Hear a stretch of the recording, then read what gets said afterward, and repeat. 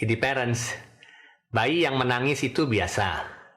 Bayi yang bolak-balik menangis juga masih biasa. Tapi ada bayi yang menangis menjerit-jerit, lalu dalam waktu beberapa menit kemudian diam, berulang lagi 15-20 menit lagi nangis jerit-jerit lagi, kakinya ditarik-tarik ke arah perut, lalu diam kembali, nangis kembali. Nah, ini kita sebut sebagai kolik. Kolik memang ada yang masih aman, yang kita sebut kolik bayi atau infantile kolik. Buat Anda yang belum tahu infantile kolik bisa melihat konten saya sebelumnya. Nah, bayi-bayi yang kolik ini memang kita tahu bisa terjadi kolik bayi yang bisa hilang, tetapi ada satu kejadian, ada satu keadaan di mana kolik ini berbahaya dan perlu diwaspadai pada bayi-bayi, terutama pada bayi-bayi yang berusia kurang dari 1 tahun. Meskipun bisa terjadi sampai 3 tahun atau bahkan lebih, tapi pada umumnya terjadi di bawah 1 tahun. Jadi ibu-ibu yang mempunyai anak di bawah 1 tahun, bayi di bawah 1 tahun, hati-hati bisa terjadi kejadian yang kita sebut intussusepsi atau invaginasi. Yuk kita bahas apa itu intussusepsi atau invaginasi.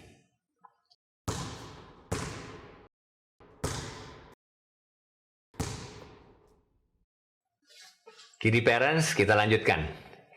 Intussusepsi atau invaginasi adalah keadaan di mana usus masuk ke dalam usus yang berikutnya, sehingga terjadi jeratan pada bagian usus yang masuk ke dalam usus yang lain tersebut.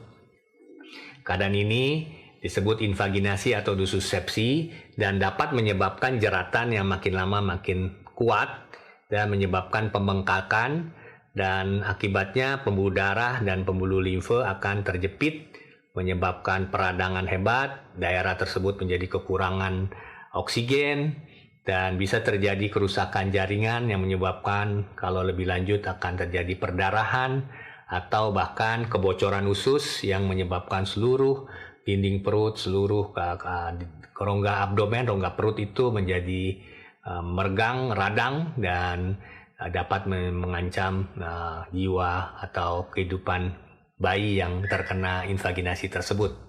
Apa tandanya bayi mengalami invaginasi atau intussusepsi? Bayi yang mengalami intussusepsi atau invaginasi yang terjerat ususnya tersebut akan timbul rasa nyeri sehingga terjadilah yang kita sebut kolik.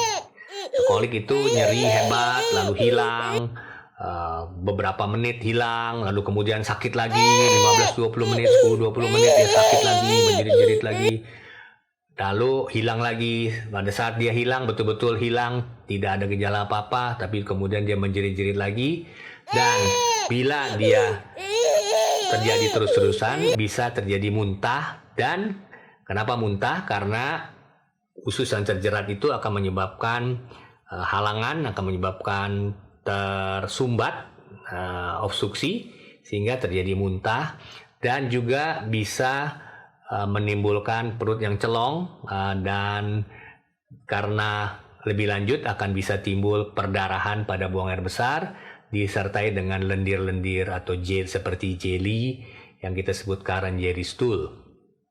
Nah, adanya gejala-gejala ini kita perlu hati-hati pada anak-anak yang dengan kolik, terutama pada bayi-bayi dengan kolik di bawah 1 tahun, karena keadaan ini keadaan yang berbahaya. Usus yang terjerat bisa, tadi sudah saya jelaskan, bisa bocor, bisa merusak, bisa mati, dan bisa menyebabkan kematian anaknya. Karena itu kita perlu berhati-hati kalau terjadi gejala-gejala yang tadi, bawa ke dokter segera untuk dipastikan apakah betul ini intussusepsi atau invaginasi. Nah, apa yang akan dilakukan dokter? Dokter umumnya akan memastikan apakah betul ini invaginasi. Dokter bisa melihat keadaan anaknya dan juga bisa memeriksa perut. Nah, pada saat periksa perut, umumnya invaginasi atau intussusepsi itu terjadinya di bagian usus, antara pertemuan antara usus besar dan usus halus, yang posisinya kalau di perut kita lihat ada di perut kanan bawah. Nah, kalau dokter meraba di daerah tersebut bisa teraba adanya benjolan seperti pisang atau seperti sosis. Kalau teraba begitu, dugaan kuat bahwa ini adalah invaginasi, dokter bisa meminta pemeriksaan USG untuk memastikannya. Dan bila benar, ada 2 terapi yang bisa dilakukan, yaitu terapi non-bedah atau bedah.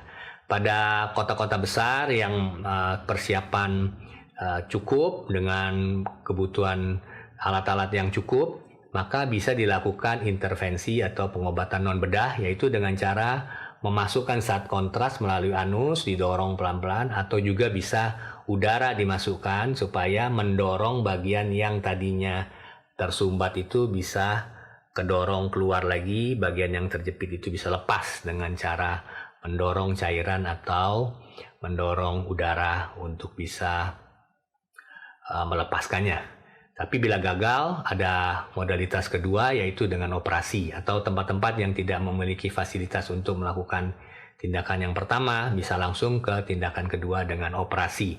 Dokter akan membuka perut di daerah tersebut, dilihat apakah ada usus yang betul masuk ke dalam usus, dan melepaskannya. Pada saat melepaskannya dilihat apakah ususnya masih baik atau tidak.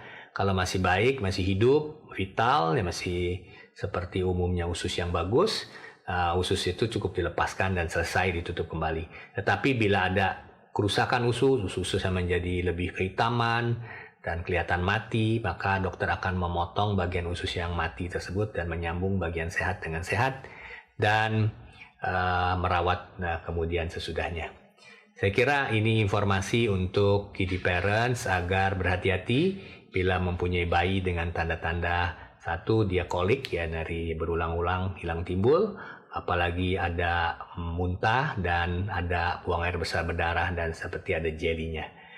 Terutama pada usia di bawah 1 tahun, karena 50-60% terjadi di bawah 1 tahun, umumnya di atas 6 bulan. Tetapi walau demikian bisa semua umur bisa juga terjadi meskipun lebih jarang. Mudah-mudahan informasi ini bermanfaat. Kalau Anda merasa bermanfaat, share kepada teman, dan jangan lupa subscribe dan tekan tombol lonceng untuk Anda yang pertama kali mampir ke channel saya. Sampai jumpa minggu depan.